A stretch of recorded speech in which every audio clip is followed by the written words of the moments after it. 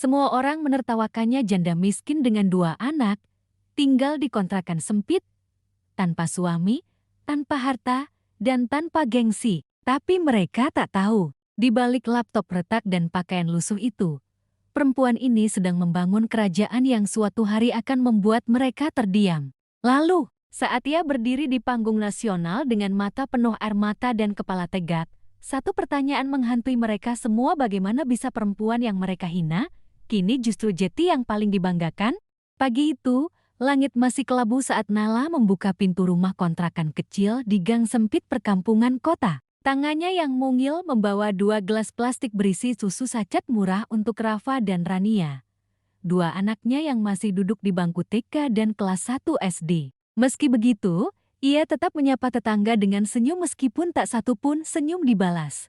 Tubuh Naila kurus, wajahnya cantik tapi tampak lelah. Rambutnya selalu disanggul sederhana, dan pakaian yang ia kenakan adalah gamis lama yang sudah agak pudar warnanya. Pasti karena nggak ada yang mau, bisik Bu Yanti, tetangga sebelah, sambil menyapu halaman sambil menoleh dengan lirikan sinis. Padahal mereka nggak punya bapak. Miles banget, timpal Bu Riris, pemilik warung sebelah, dengan suara cukup keras agar Naila mendengar. Janda tuh, janda 2 anak, belum juga nikah-nikah. Kasihan, pakaiannya itu-itu terus. Baju sumbangan paling. Anaknya juga selalu main di gang, berisik. Ia tahu, jika air mata jatuh sekarang, anak-anak akan tahu.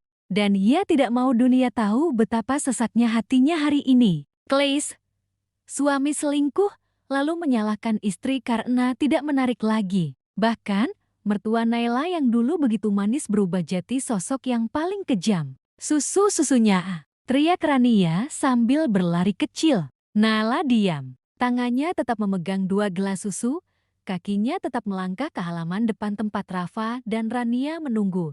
Itulah kalimat terakhir dari ibu mertuanya sebelum Naila diusir dari rumah dengan 2 anak kecil di tangan dan hanya selembar koper pakaian. Mama karena sejak dulu, Naila belajar. Lebih baik makan sedikit daripada kembali ke tempat yang membuatmu kehilangan harga diri. Pelan-pelan, sayang, kata Naila lembut, menahan air matanya agar tidak jatuh. Perempuan yang selalu dituduh membawa sial. Sudah lebih dari 2 tahun Naila hidup sendiri setelah diceraikan suaminya, Bayu. Alasan perceraian, janda itu pembawa sial. Kamu nggak bisa jaga suami, artinya kamu nggak bisa jaga harga diri. Sejak itu, Naila tinggal di kontrakan kecil yang bahkan dindingnya bocor kalau hujan. Tapi tidak sekalipun ia meminta bantuan orang tua. Anak-anak yang tak pernah menuntut Rafa dan Rania tidak pernah bertanya kenapa ayah mereka tidak pernah datang. Mereka tidak pernah menangis soal sepatu yang bolong atau baju yang sudah kekecilan. Mereka hanya selalu bertanya satu hal. Mama capek nggak kerja terus? Dan Naila hanya bisa menjawab, capek itu berkah, nak. Kalau mama capek karena nyari rezeki yang halal, Allah pasti jaga kita. Rania sering menggambar di buku gambarnya, gambar rumah besar, ada taman, dan di depannya berdiri 3 orang ibu dan 2 anak. Mama, ini rumah impian kita. Suatu hari kita punya ya. Dan Naila hanya bisa mencium kening anaknya sambil menahan tangis. Amin, sayang. Suatu hari ya. Dunia tidak tahu siapa dia sebenarnya di balik hidupnya yang sederhana. Naila menyimpan rahasia besar. Ia membuka dashboard toko online-nya yang bernama NAY ama brand fashion muslimah yang ia rintis dari modal jual gelang sisa pernikahan. Di malam hari, ketika anak-anak tertidur dan lampu kontrakan sudah dimatikan, Naila duduk di depan laptop tua yang sering ngadat 000 dalam sehari. Hari itu, penghasilan hariannya menunjukkan angka yang membuat matanya berkaca. Termasuk orang-orang yang memandangnya seolah ia hanya janda miskin yang tak punya masa depan. Rp12.400. Tapi tidak ada satupun orang di sekitarnya tahu, termasuk tetangga yang menghina, termasuk mantan mertua yang mencaci. Mereka hanya melihat pakaian lusuh Naila, tapi mereka tidak pernah tahu, di balik gamis pudar itu, berdetak jantung seorang ratu bisnis yang sedang membangun kerajaan diam-diam. Malam turun dengan cepat. Hujan rintik membasahi atap seng rumah kontrakan Naila, membuat suara gemeretak yang biasa menjadi pengantar tidur anak-anaknya. Tapi malam itu, bukan suara hujan yang mendominasi, melainkan suara perut kosong. "Ma, aku lapar," ucap Rafa, si sulung, dengan mata sendu. Di sampingnya, Rania hanya terdiam, tangannya memeluk perutnya sendiri. Ia tidak menangis, tapi dari matanya yang berkaca-kaca, Naila tahu, anak itu juga lapar. Nala menelan ludah, ia membuka lemari kecil di dapur. Isinya, 1 bungkus mie instan, telur yang rencananya akan ia jual besok untuk menambah ongkos sekolah, dan sedikit beras yang tak cukup untuk 1 porsi nasi. Di meja ada 2 telur. Tapi malam ini, rasa lapar anak-anaknya lebih penting daripada rencana masa depan. Telur ia rebus, lalu dibelah 2 agar masing-masing anak mendapat separuh. Ia taburkan bawang goreng terakhir yang ia simpan dari lebaran tahun lalu. Masakan penuh cinta dari dapur sempit Naila memasak mie dengan setengah air lebih banyak agar kuahnya banyak. Ia tahu, ini bukan makanan bergizi. Tapi, ini adalah makanan dari air mata dan cinta. Saat menyajikan di mangkuk kecil, ia berkata ceria, tapi mereka terlalu kecil untuk memahami sepenuhnya kenapa mama mereka terus tersenyum di tengah kenyataan yang pahit. "Wah, malam ini kita pesta sup spesial ala chef Mama Nala." Rafa dan Rania tersenyum. Mereka tahu ibunya sedang berusaha menyembunyikan kenyataan. Sisa mie itu untuk siapa? Setelah kedua anaknya tidur, Nala duduk di dapur. Mangkuk kosong di depannya hanya menyisakan sedikit kuah. Orderan dari Jakarta, Medan, Surabaya, Makassar, bahkan dari Brunei dan Malaysia.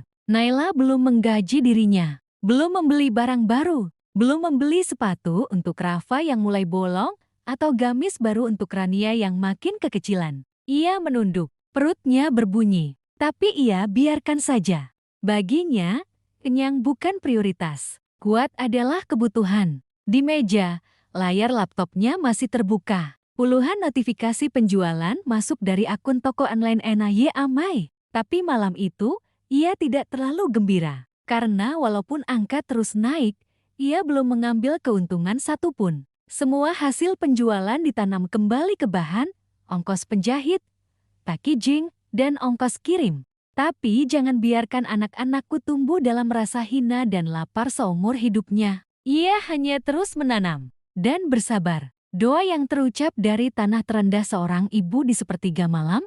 Nala berwudu dan membentangkan sajadah kecil. Ia tidak meminta kekayaan. Ia tidak memohon ketenaran. Ia hanya berkata dalam isak tangis yang ditahan, "Ya Allah, kalau memang aku harus lapar malam ini, tidak apa-apa." Matanya terpejam. Air mata mengalir deras ke sajadah yang sudah lusuh. Satu-satunya tempat ia merasa tidak dihakimi hanyalah tempat sujud itu. Bukan di tetangga, bukan di keluarga, bukan di dunia. Hanya kepada Allah, ia merasa layak menjadi manusia. Fajar yang menyimpan harapan pagi harinya, suara motor kurir berhenti di depan rumah. "Paket untuk Bu Naila." Rania berlari kecil mengambilkannya. Tuhan mengirim pesan lewat seseorang yang bahkan belum pernah bertemu langsung dengannya. Nala membuka paket itu perlahan. Isinya, beberapa potong baju ready stock yang sudah jadi dari penjahit langganannya. 1 buah note kecil bertuliskan, "Kak Naila,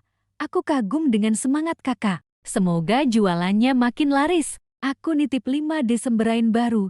Ya, transfer besok sore. Salam hangat Nita." Nita adalah reseller barunya yang baru bergabung sebulan lalu. Naila terdiam. Di saat ia nyaris tumbang. Pagi itu, langit mendung menggantung di atas pasar tradisional tempat Naila biasa belanja kebutuhan pokok dengan uang yang disisihkan sedikit demi sedikit. Dengan langkah ringan, Naila membawa tas kain lusuh yang pernah dijahit ulang 3 kali. Di tangan kanan, ia menenteng daftar harga kebutuhan pokok yang sudah dihitung ketat, sementara di tangan kiri, ia menggenggam uang lembaran kecil hasil dari menjual 2 jilbab ready stock malam sebelumnya. Tapi sebelum sempat memasuki lorong sayuran, suara nyaring menghentikan langkahnya. "Itu kan si Naila, masih hidup aja. Kirain udah ditinggal lagi sama lelaki yang baru." Tawa kasar Bu Irni, pemilik toko beras, meledak keras. Orang-orang di sekeliling ikut menoleh. Katanya janda mandiri, tapi tiap hari belanjanya minta diskon. "Mandiri dari mana?" Kali ini suara Bu Yanti menyerang tajam. Matanya menatap penuh celah. Tak satu pun ia balas. Naila hanya menunduk dan tersenyum kecil. Dalam hati, ia berbisik, "Biarkan aku diam sekarang. Nanti dunia yang akan berbicara untukku." Pintu kerja yang selalu tertutup sore harinya, Naila berdiri di depan sebuah butik kecil tak jauh dari pasar. Ia telah mengirim surat lamaran sejak seminggu lalu. Hari ini ia ingin menindaklanjuti. Senyumnya ramah, bajunya rapi. Ia membawa portofolio sederhana, beberapa desain gamis dan jilbab hasil karyanya sendiri yang sudah ia jual online. Namun belum sempat ia bicara, seorang perempuan muda bergaun mahal menyeringai padanya. "Maaf, kamu Naila ya? Yang janda 2 anak itu?" Nala mengangguk pelan. "Iya, Bu, saya ingin." "Nggak perlu diteruskan. Kami tidak menerima pekerja dengan status seperti kamu." Wanita itu tersenyum miring. "Lagian kamu tuh nggak cocok kerja di butik begini. Lihat penampilan kamu, terlalu murahan." Hati Naila mencelos, tapi ia tetap tersenyum. "Baik, Bu, terima kasih atas waktunya."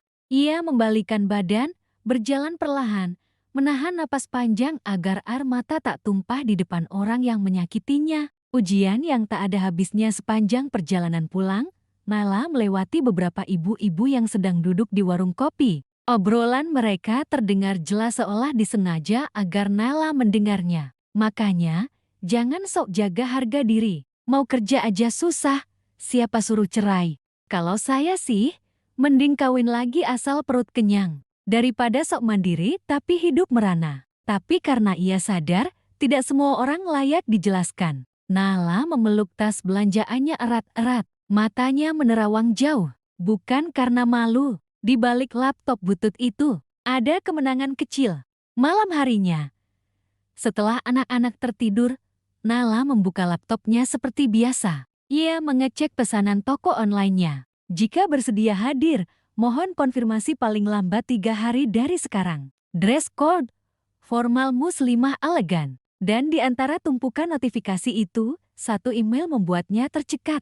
"Selamat! Brand NAY Ama terpilih sebagai salah satu dari 10 UMKM perempuan inspiratif versi majalah Femina. Kami mengundang Anda untuk hadir dalam acara penganugerahan minggu depan." Nala menutup mulutnya dengan tangan. Matanya berkaca-kaca. Ia tak percaya, brand kecil yang dirintis dari dapur kontrakan dan bekas mesin jahit pinjaman kini dilirik media nasional.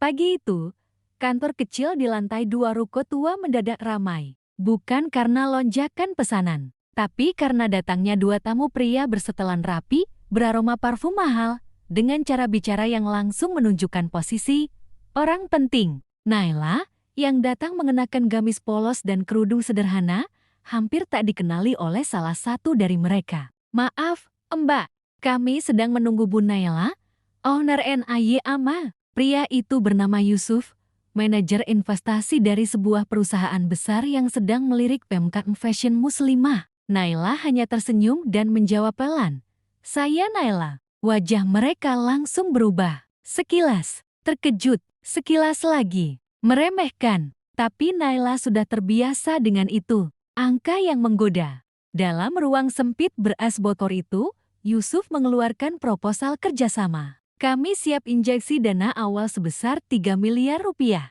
Kami ingin mengambil 40% saham dan membawa NAY Ama masuk ke departemen store serta marketplace luar negeri. Kita bicara angka ya, Bu Naila. Cocok untuk tampil di media. Lebih komersial. Gaya hidupnya sesuai market.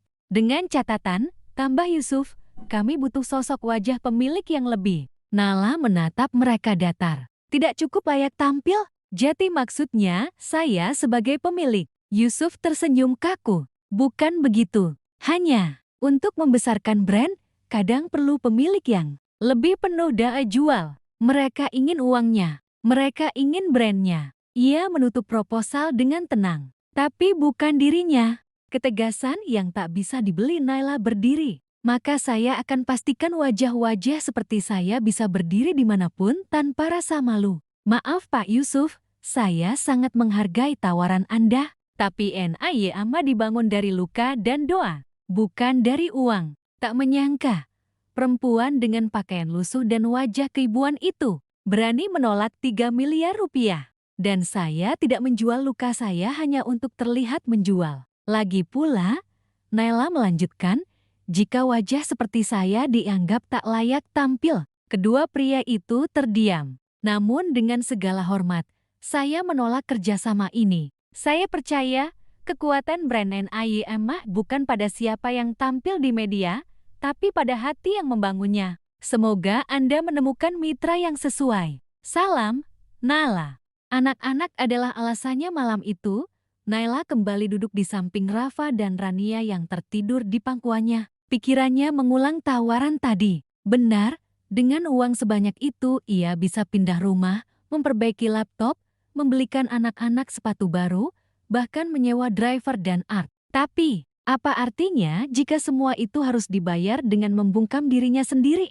Apa gunanya kaya? Jika ia harus menyembunyikan jati dirinya sebagai janda, sebagai perempuan sederhana, sebagai ibu rumah tangga yang dianggap tak pantas tampil, Naila ingin anak-anaknya tumbuh melihat ibunya berdiri dengan harga diri, bukan dibeli oleh sistem yang hanya memandang dari tampilan. Email penolakan yang mengguncang keesokan paginya, Naila mengetik balasan email resmi ke pihak investor. Terima kasih atas tawaran Anda. Email itu menjadi titik balik. Ia tahu, langkah ini bukan yang paling menguntungkan secara materi. Tapi ini adalah langkah terkuat untuk menjaga ruh perusahaannya. Laptop itu sudah tidak lagi utuh. Layarnya retak di ujung kanan, tombol huruf mulai tak berfungsi, dan baterainya harus disambung terus ke listrik agar tak mati mendadak. Tapi bagi Naila, laptop itu adalah jantung dari mimpinya. Bukan hanya sekadar alat kerja, tapi saksi bisu perjuangan seorang ibu tunggal yang mencoba membangun masa depan dari sisa-sisa yang ditinggalkan masa lalu. Awal dari semua beberapa tahun lalu, saat baru saja diceraikan dan terlempar keluar dari rumah mertua, Naila hanya punya 2 barang berharga. Mesin jahit tua peninggalan ibunya dan laptop yang ia beli saat masih kuliah dulu, dengan hasil beasiswa dan kerja sambilan. Dalam keputusasaan, ia membuka kembali file-file desain yang dulu pernah ia buat saat bercita-cita jadi desainer muslimah. Satu demi satu desain ia poles. Ia unggah ke media sosial dengan nama samaran, NIY Amama Wear with Purpose. Nama itu ia ambil dari gabungan nama anaknya, Rania dan Rafa. Ia tak berani mencantumkan nama atau fotonya, takut diremehkan, takut ditertawakan. Takut mantan suami atau keluarganya tahu dan menghancurkan dari balik bayang-bayang. Tapi penjualannya mulai jalan. Awalnya 1 jilbab, lalu 2 gamis, lalu 5 pesanan per minggu. Hingga kini puluhan pesanan masuk setiap hari dari seluruh Indonesia. Mimpi yang disimpan rapat-rapat Naila tidak pernah menceritakan pada siapapun bahwa ia adalah pemilik brand NIY Amah. Saat tetangga mengejeknya karena masih miskin, ia hanya tersenyum. Saat ibu-ibu menertawakannya karena tak punya pekerjaan tetap, ia tetap sabar. Karena ia tahu, ada waktu untuk diam, dan ada waktu untuk menunjukkan siapa kita sebenarnya. Untuk sementara waktu, ia memilih diam. Untuk sementara waktu, ia memilih membiarkan dunia menilainya rendah. Karena diam-diam, ia sedang membangun panggung besar yang akan menggebrak semua wajah yang pernah merendahkannya. Kantor kecil di sudut kota. Meski tinggal di rumah kontrakan kecil, Naila kini menyewa sebuah ruangan kecil di lantai 2 bangunan ruko tua yang ia jadikan sebagai kantor pusat NIY Amah. Ruangan itu berisi 3 orang staf, bagian admin dan customer service. Nita, bagian pengiriman dan stok. Ari. Tapi mereka tahu satu hal. Bos mereka bukan perempuan biasa. Sari, mantan korban KDRT yang kini jadi tangan kanan Naila di bagian desain dan produksi. Tapi karena respek akan keteguhan hati yang terpancar dari matanya, mereka tak pernah tahu cerita penuh Naila. Di antara tumpukan email pesanan, Naila menerima 1 email yang membuat jantungnya berdetak tak karuan. Setiap kali Naila datang, walau hanya dengan motor tua dan pakaian sederhana, semua langsung berdiri memberi hormat. Bukan karena status. Tak terduga surat malam itu dari majalah Femina Subject. Konfirmasi kehadiran dan sesi pidato webcam perempuan terpilih. Ia membaca ulang email itu 3 kali. Hidupnya tak akan pernah sama. Dan mohon kirimkan CV dan profil resmi Anda untuk keperluan tayangan latar belakang panggung. Kepada Ibu Naila pemilik NHY AMA, keluarga mantan, semua akan tahu siapa dia sebenarnya. Mohon konfirmasi dunia akan tahu bahwa Anda bersedia hadir dalam acara penghargaan 10 perempuan inspiratif di dunia IMCAM yang akan diselenggarakan di Hotel Grand Jakarta. Kami juga memberikan waktu 5 menit untuk pidato singkat.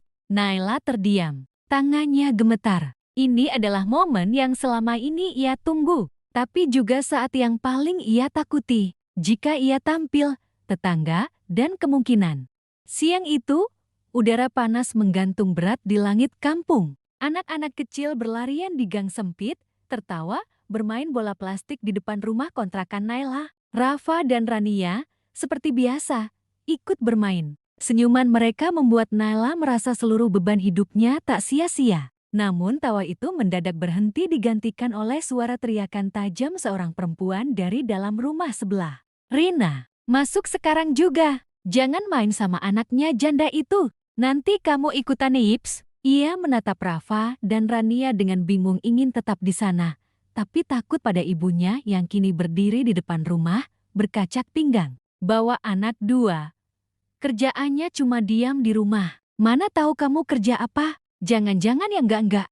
Warga sekitar yang mendengar keluar satu persatu, berpura-pura menyapu, menyiram bunga, padahal mata mereka memelototi Naila dan 2 anak kecil yang kini hanya berdiri bingung, sedih, dan takut. Suara itu milik Bu Riris, ibu dari Rina teman bermain Rafa dan Rania. Rina berhenti bermain. "Dengar ya, Naila. Saya nggak mau anak saya ketularan nasib buruk kamu. Udah jati janda, miskin pula." Suara itu menghantam Naila seperti petir di siang bolong. Dihina di depan anak-anaknya sendiri, kamu cuma modal muka melas. Cibir seorang ibu lain, Bu Erni, dari warung sebelah. Tapi saya jamin, anak-anak saya lebih terdidik untuk tidak menghina orang lain hanya karena status.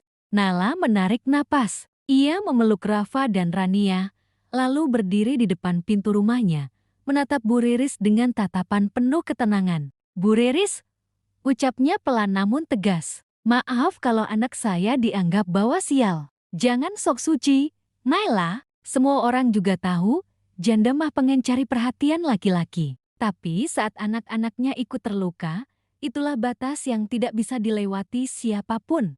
Wajah Naila memucat, tapi ia menunduk dalam. Tangannya mengelus kepala anak-anaknya yang mulai menitikan air mata. Dunia memang kejam, tapi jangan jeti seperti mereka. Jangan nangis ya.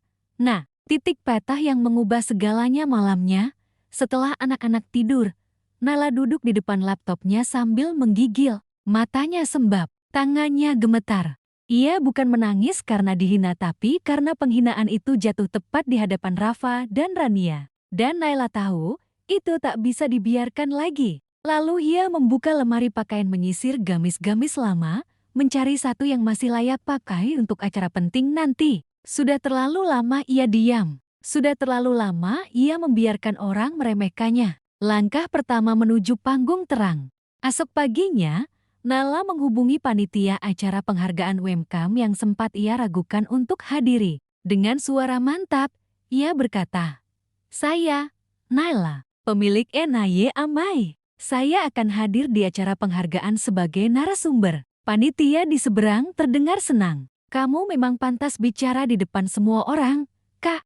"Alhamdulillah, Bu. Kami juga akan menyiarkan acara ini secara live di beberapa media nasional. Terima kasih banyak atas konfirmasinya." Naila menutup telepon. Dan saat itu, ia melihat kotak kecil di pojok lemari, berisi bros emas sederhana dan satu lipstik tua. Ia menggenggamnya sambil berkata pelan, "Sudah cukup kamu bertahan di bayang-bayang. Saatnya kamu berdiri di panggung milikmu sendiri." Dari gang sempit menuju ruang gemerlap hari itu juga, Naila pergi ke kantor kecil NHY AMA. Ia mengumpulkan semua tim kecilnya. "Teman-teman," katanya pelan, "aku akan bicara sebagai Naila. Bukan sekadar admin, bukan sekadar pengelola, tapi sebagai pemilik NHY AMA." Ketiganya saling pandang. Mata mereka berkaca. Akhirnya, bisik Sari, menahan tangis. Dan Ari menambahkan, "Kami siap dukung kakak." Dunia harus tahu siapa pemilik brand besar ini sebenarnya.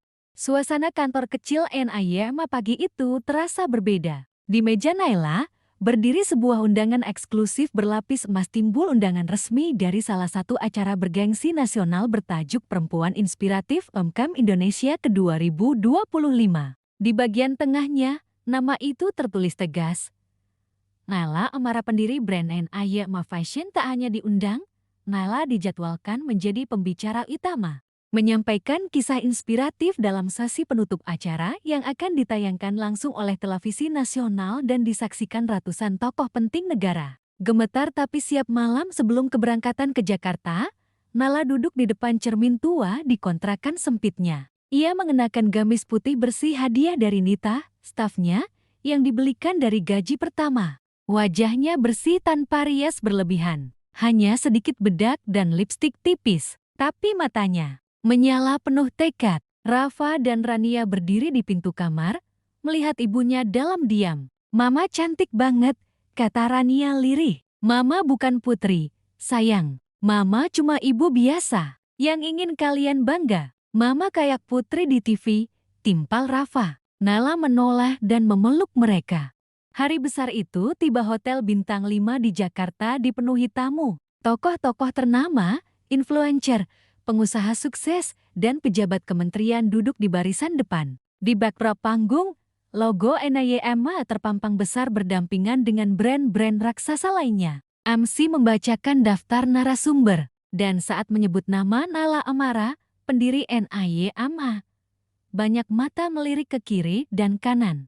Mereka mencari sosok berbalut blazer mahal, berkacamata hitam, bersepatu hak tinggi. Namun, dari arah pintu masuk, perlahan melangkah seorang wanita bersahaja, mengenakan gamis putih sederhana dan jilbab syari polos. Ia berjalan anggun, tanpa dandanan menor, tanpa kamera pengawal. Itulah Naila. Dan ketika ia mulai bicara di atas podium, ruangan sunyi. Pidato yang membungkam dunia.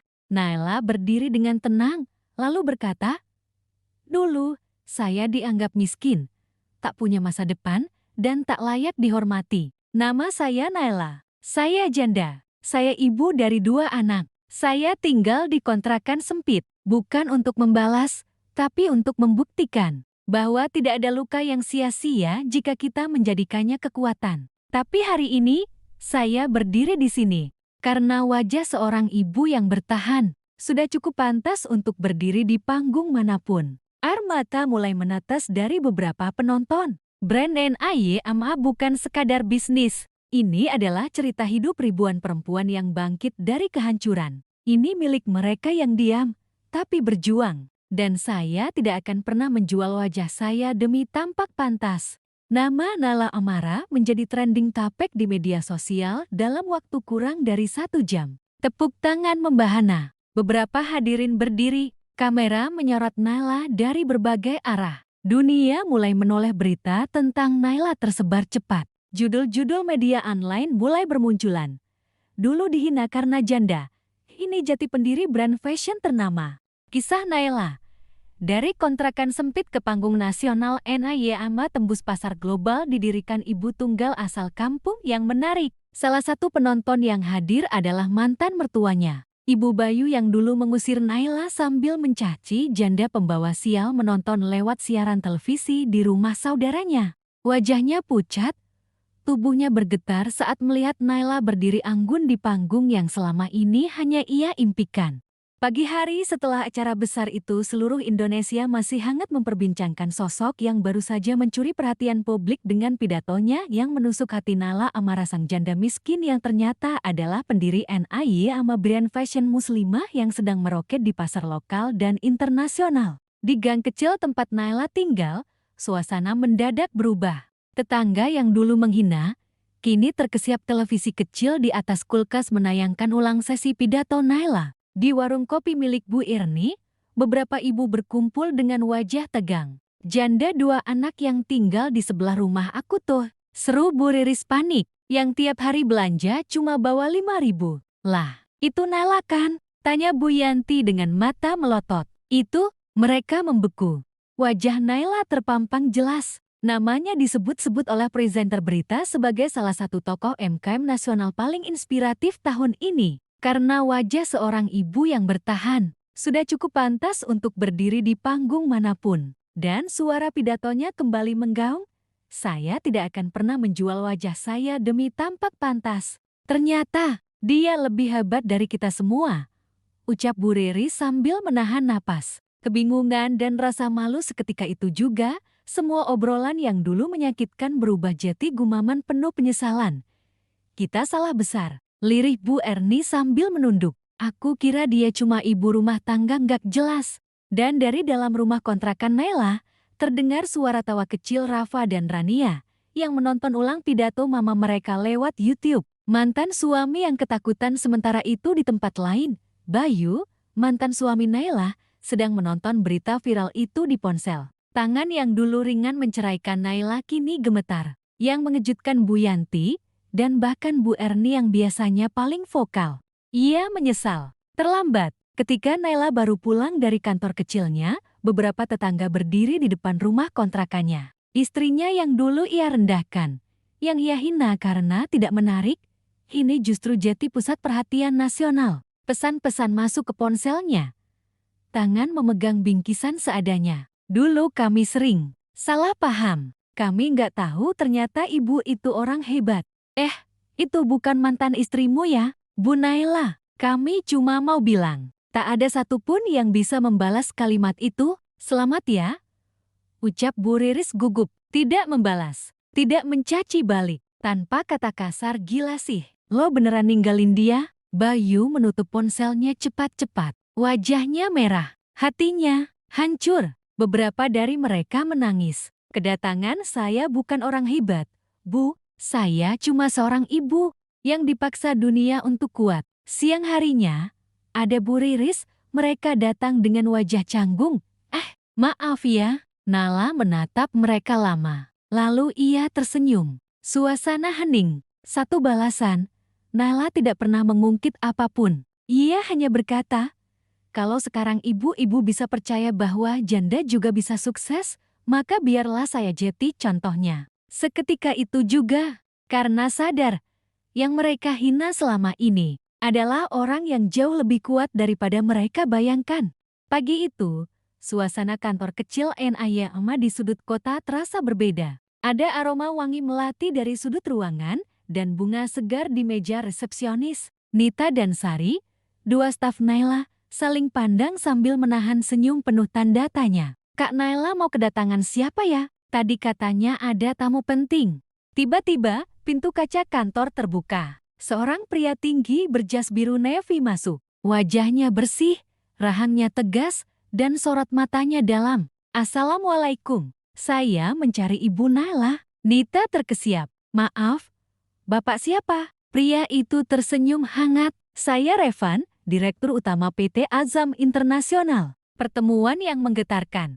Ia adalah salah satu pembicara dalam acara penghargaan UMKM tempo hari yang juga merupakan donatur tetap Yayasan Anak Yatim. Di ruang tamu kecil kantor, Nala menyambut pria itu dengan tenang, meski jantungnya berdetak 2 kali lebih cepat. Dan sejak saat itu, mata Revan tak pernah berhenti mencari sosok Naila di layar berita dan media sosial. Revan bukan pria asing.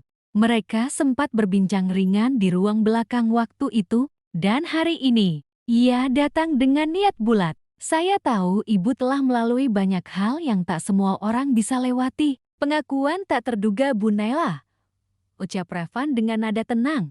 Saya tahu ibu bukan wanita biasa. Ia menatap Naila lekat-lekat, dan justru karena itu, saya kagum. Naila terdiam. Maaf, Pak Revan. Kalau ini soal kerja sama bisnis, bisa melalui tim saya. Revan tersenyum kecil. Saya datang bukan untuk bicara bisnis, Bu Naila. Saya datang untuk bicara hati. Suasana ruang seketika hening. Cinta tanpa syarat. Saya tahu status ibu. Saya tahu ibu janda. Punya 2 anak. Pernah dicaci, dijatuhkan, dihina. Tapi Bu Naila, semua itu tak mengurangi sedikit pun rasa hormat saya. Justru, ibu semakin membuat saya yakin. Lalu dari dalam map kecil yang ia bawa, Revan mengeluarkan cincin sederhana dengan ukiran lafaz Allah di sisi dalamnya. Saya bahkan belum bisa membelikan rumah layak untuk anak-anak saya. Saya datang untuk melamar ibu. Dilema Naila terguncang. Lamaran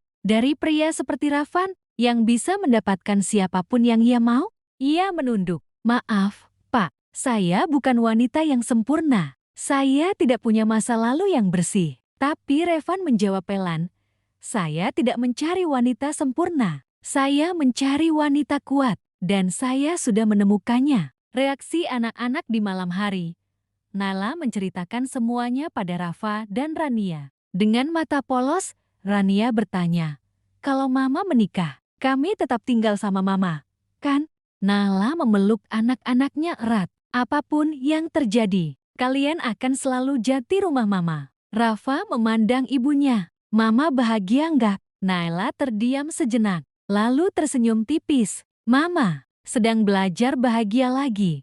Hari itu, langit mendung seperti menahan gerimis agar tak jatuh seakan ikut menjaga kemurnian hari yang istimewa itu. Di sebuah masjid kecil nan asri, jauh dari sorotan lampu mewah dan karpet merah, Nala Amara melangkah pelan dalam balutan gamis putih sederhana dan kerudung satin lembut. Di sampingnya, berdiri Rafa dan Rania. Tampak gagah dan anggun seperti pengiring kecil surga. Di hadapan penghulu dan saksi, duduk seorang pria gagah bersorban putih Revan, CEO muda yang menggemparkan publik saat melamar seorang janda pemilik brand modest fashion dengan satu kalimat yang menyentuh hati. Saya tak peduli kamu janda atau bukan. Saya hanya ingin mendampingi perjuanganmu, bukan sekadar menikmati hasilnya. Pernikahan penuh haru, tak ada pesta besar, tak ada undangan ratusan. Hanya belasan tamu dekat, tim kecil NAYMA, sahabat-sahabat sejati, dan beberapa anak yatim yang dulu pernah dibantu Naila secara diam-diam. Namun justru kesederhanaan itulah yang membuat pernikahan mereka jadi perbincangan nasional. Pernikahan tahun ini yang paling menyentuh hati, tulis seorang influencer muslimah. Revan, CEO Azam Internasional, memilih wanita tangguh ketimbang wanita sempurna. Di sampingnya, sang ibu yang dulu mengusir Naila sambil melemparkan sandal. Mantan suami dan mertua yang menyaksikan di TV di rumah lama Naila, mantan suaminya Bayu menonton tayangan ulang prosesi akad nikah itu di TV. Wajah mereka muram. Di layar, Naila tampak bersinar, memegang tangan Rania dan Rafa Hairat, sementara Revan mengucapkan ijab kabul dengan suara tegas dan penuh keyakinan. Mata Bayu berkaca-kaca. Ia pernah menginjak wanita itu. Ia dan anak-anak kini tinggal di rumah nyaman di pinggiran kota, tak ada lagi hinaan. Namun ia tetap datang ke kantor NAYMA setiap pagi, masih memakai gamis sederhana, dan tetap menyapa tetangga dengan senyum ramah. Kini, wanita itu berdiri tegak sebagai istri seorang CEO, pemilik brand besar, dan sosok panutan ribuan perempuan Indonesia. Kehidupan baru, tapi tetap rendah hati beberapa bulan setelah pernikahan itu, kehidupan Naila berubah. Yang membedakan adalah, kini tak ada lagi cibiran. Justru ibu-ibu tetangga mulai bertanya sopan, Bu Naila, anak saya boleh magang di NAYMA enggak?